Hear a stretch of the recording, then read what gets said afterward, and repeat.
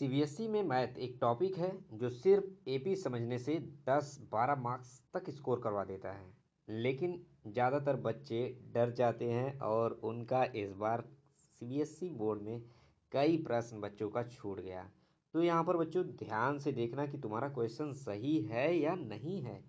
तो यहाँ पर देखो, in the AP 15 term exceed eighth term by 21 if sum of 10 term is 55। तो यहाँ पर हमें देखना है कि यहाँ पर 15 टर्म, यहाँ पर 15 टर्म और exceed the eighth term by 21। Eighth term, first of all understand eighth term by 21। Can understand.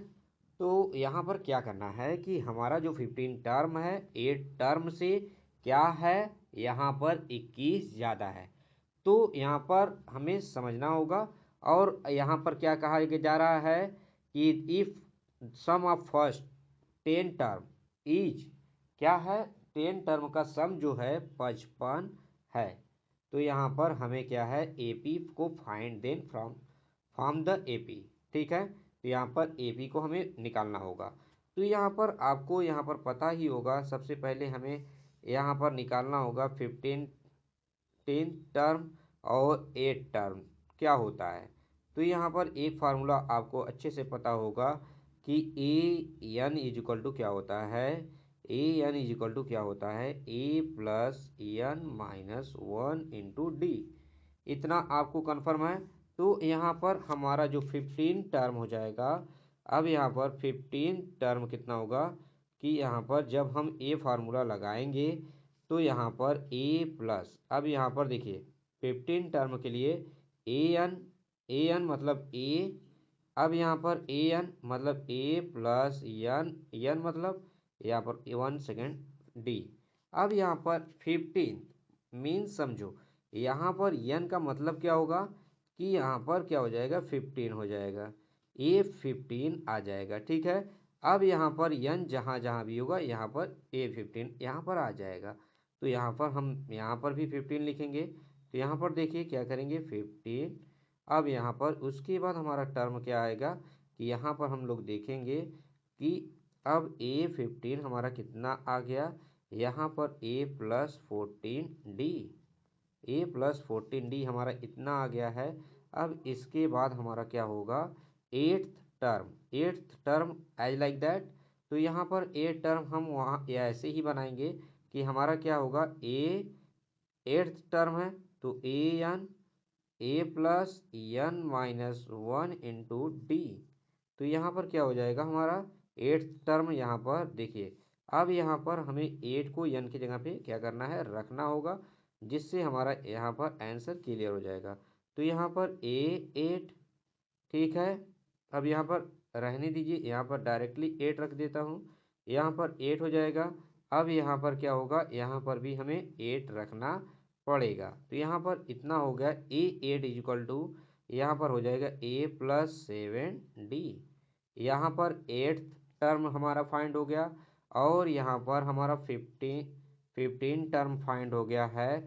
तो अब यहाँ पर वैल्यू को हम क्या करेंगे, पुट करेंगे और यहाँ पर रखेंगे। यहाँ पर देखिए वैल्यू को हम लोग यहाँ पर पुट करेंगे। ठीक है, तो यहाँ पर हम लोग क्या करेंगे कि यहाँ पर लिखेंगे कि 15 टर्म, यहाँ पर लिखेंगे कि क्या लिखेंगे, 15 टर्म, यहाँ पर 15 टर्म। ठीक है, is equal to eighth term plus 21। अब यहाँ पर इसी में हम लोग क्या करेंगे, वैल्यू को रखेंगे। तो यहाँ पर कभी भी 15th टर्म रहेगा तो यहाँ पर आपको क्या मान रखना है, यहाँ पर 15 रहेगा तो ए प्लस 14 डी। अब यहाँ पर 8 टर्म है तो ए प्लस 7 डी प्लस 21। ठीक है, यहाँ पर इतना हमारा फाइंड हो गया है। तो अब इसके बाद हम लोग क्या करेंगे, आगे की तरफ बढ़ेंगे और देखेंगे कि हमारा वैल्यू डी का क्या आता है। अब यहाँ पर देखिए ए से ए मैं चाहूँ तो यहाँ पर कैंसिल हो जाएगा, लेकिन सभी टर्म को हम एक साइड लाएंगे। ठीक है, तो ए प्लस 14 डी 1 सेकेंड, यहाँ पे रखेंगे माइनस, और यहाँ पर minus a minus 7d is equal to 21। अब यहाँ पर देखिए, अब यहाँ पर ए से ए क्या होगा, कैंसिल हो जाएगा। अब 14d और माइनस 7d हो जाएगा हमारा 7d is equal to 21, d is equal to 3। यहाँ पर देखिए d का मान हमारा कितना आ गया है, 3 आ गया है। तो अब यहाँ पर हमें a का मान फाइंड करना है। तो यहाँ पर हमें क्या एक और चीज़ दिया था कि यहाँ पर क्या वैल्यू दिया गया है कि इस सवाल में आप देखेंगे कि हमें एक वैल्यू और दे दिया गया है। तो यहाँ पर क्या दे दिया गया है, if sum of first 10 term is 55। तो यहाँ पर इसका मतलब है कि यस 10 कितना है, 55। यस 10 क्या है, सम ऑफ टर्म। तो यहाँ पर 15 है, तो यहाँ पर सम ऑफ टर्म क्या होता है एन का। तो यहाँ पर S n is equal to होता है n/2 2a plus n minus 1 into d. अब यहाँ पर ए वाला टर्म हो गया हमारा कंप्लीट। अब यहाँ पर देखो, यहाँ पर क्या है 10 है, तो यहाँ पर 10 को हम क्या करेंगे, रखेंगे। तो यस 10, यहाँ पर भी यहाँ जहाँ n रहेगा 10 रखेंगे, और यहाँ पर 10/2, और यहाँ पर 2a प्लस यहाँ पर भी n का मान रखेंगे 10 माइनस 1 इंटू डी। अब यहाँ पर क्या आएगा हमारा वैल्यू, यहाँ पर देखना है कि यस 10 हमारा आ जाएगा 5, 2a प्लस 9d। अब यहाँ पर देखिए 9d, यस 10 का मान क्या है, 55 है। तो यहाँ पर हम लोग क्या करेंगे कि वैल्यू को यहाँ पर रखेंगे 55, यस 10 का वैल्यू 5, और यहाँ पर 2a प्लस n d।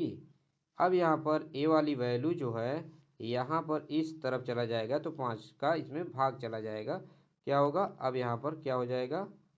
तो देखिए अब यहाँ पर जो होगा, यहाँ पर काफ़ी दिलचस्प होगा, जिससे आपको काफ़ी अच्छे से समझ में आएगा। 2a प्लस 9d, अब यहाँ पर 9d इज इक्वल टू कितना हो जाएगा, 11 हो जाएगा।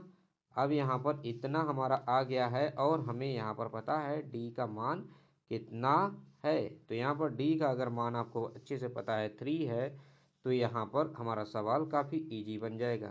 तो यहाँ पर क्या है, 2a plus 9d is equal to 11, और यहाँ पर d का मान क्या है, 9 इंटू 3 11, और यहाँ पर d का मान हमारा क्या निकल जाएगा, यहाँ पर d का मान हम लोग देखेंगे कि यहाँ पर देखिए d का मान, अब यहाँ पर 2a, अब यहाँ पर 2a प्लस, अब यहाँ पर क्या होगा, 9 3 27 होगा, उस साइड चला जाएगा। अब यहाँ पर इक्वल इक्वल हो जाएगा, इक्वल हो जाएगा 11 माइनस 27। अब यहाँ पर 2a इज इक्वल टू, यहाँ पर आ जाएगा माइनस 16। अब यहाँ पर a इज इक्वल टू क्या हो जाएगा, यहाँ पर a is equal to minus 8। यहाँ पर a की वैल्यू हमें मिल गया, यहाँ पर हमें यहाँ पर d का वैल्यू हमें यहाँ पर पता चल गया, d कितना है, d हमारा 3 है। तो क्या यहाँ पर AP मैं निकाल सकता हूँ। तो यहाँ पर फर्स्ट हमारा वैल्यू क्या आ जाएगा, तो यहाँ पर फर्स्ट हमारा 8 आ जाएगा, प्रथम पद हमारा फर्स्ट टर्म हमारा 8 आ जाएगा। सेकेंड टर्म के लिए यहाँ पर डिफरेंस देखना पड़ेगा, 8 में यहाँ पर -8 में +3 करेंगे, तो यहाँ पर कितना आ जाएगा, -5 आ जाएगा। यहाँ पर फिर +3 करेंगे, तो यहाँ पर कितना आ जाएगा, -2 आ जाएगा। यहाँ पर +3 फिर करेंगे, तो यहाँ पर +1 आ जाएगा। यहाँ पर कितना हो जाएगा, 4 हो जाएगा, और यहाँ पर 7 हो जाएगा। ए हमारा क्या हो गया, AP टर्म हो गया है। तो यहाँ पर इस तरह से हमें क्या करना था, सॉल्व करना था। अब ये हमारा पहला क्वेश्चन जो है यहाँ पर कंप्लीट हो गया है।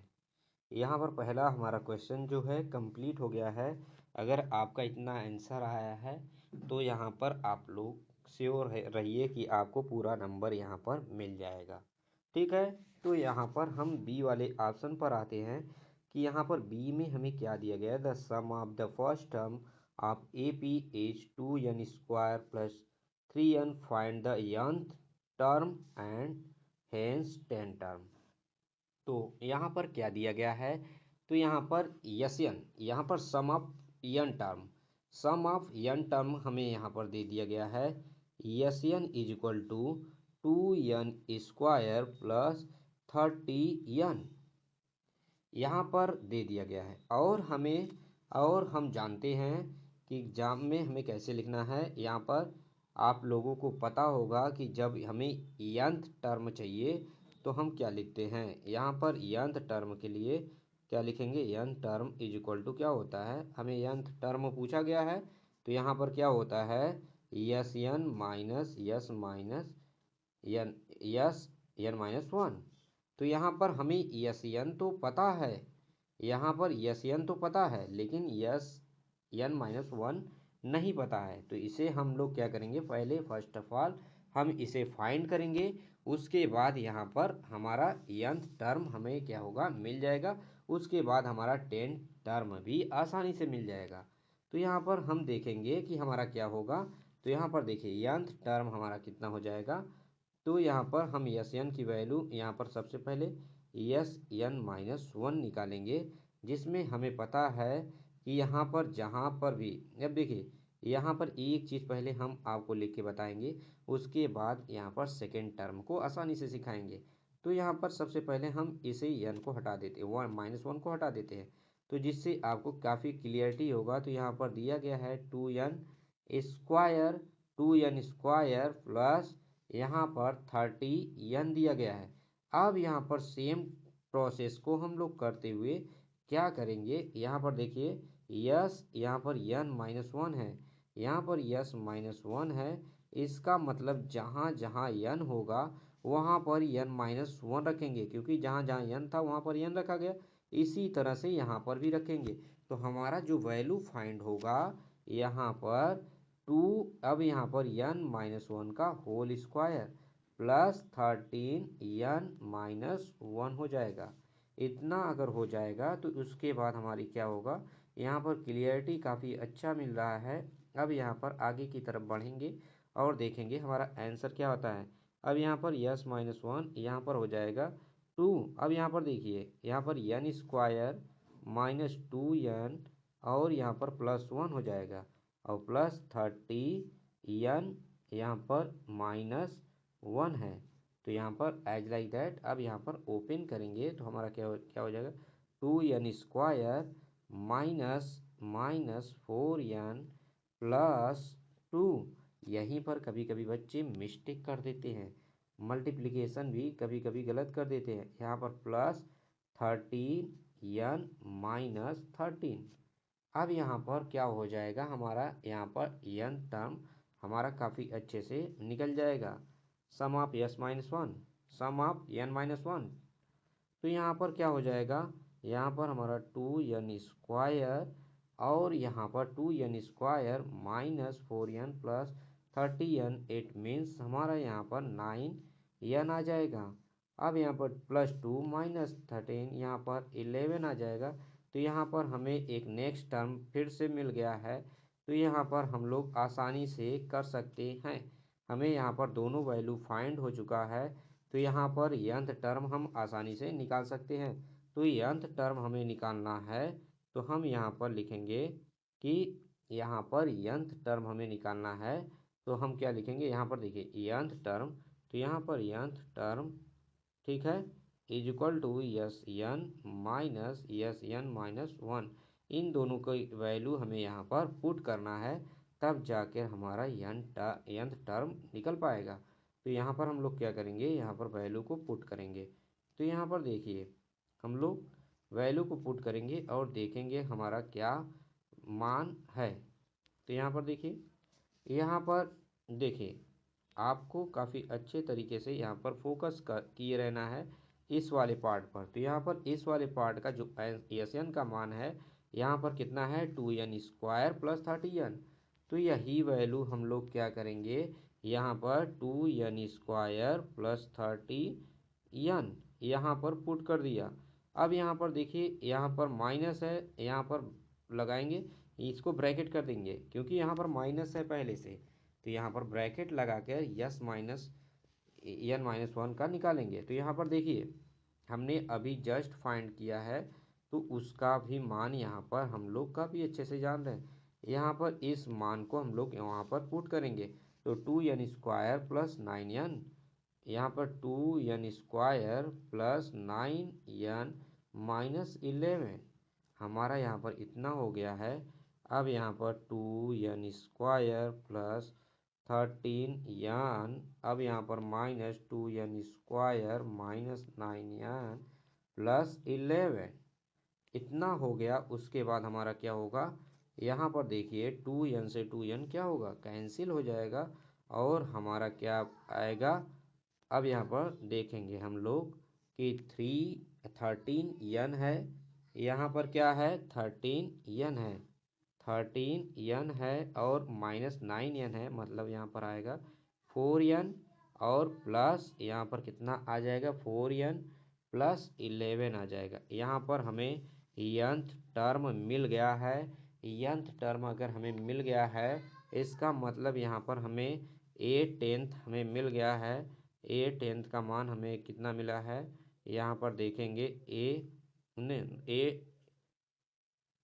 यहाँ पर मिल गया है 4n, n term 4n plus 11, ठीक है। यहाँ पर nth टर्म हमें क्या हो गया है, पता चल गया है कि हमारा nth टर्म क्या था, तो यहाँ पर हमें पता चल गया है और यहाँ पर हम लिखेंगे an वाला हमें यहाँ पर पता चल गया।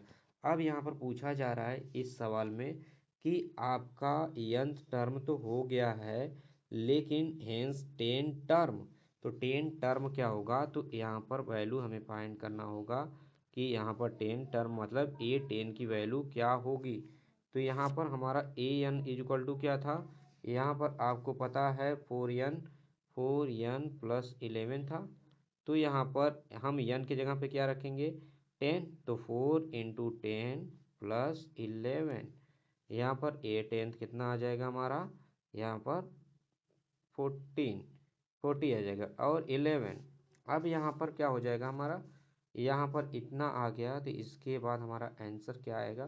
अब यहाँ पर देखिए हमें क्या करना चाहिए, a10 इज इक्वल टू 14, यहाँ पर 51 हमारा a10 की वैल्यू यहाँ पर निकल जाएगी, ठीक है। तो यहाँ पर हमें निकल गया, हमारा मान आ गया।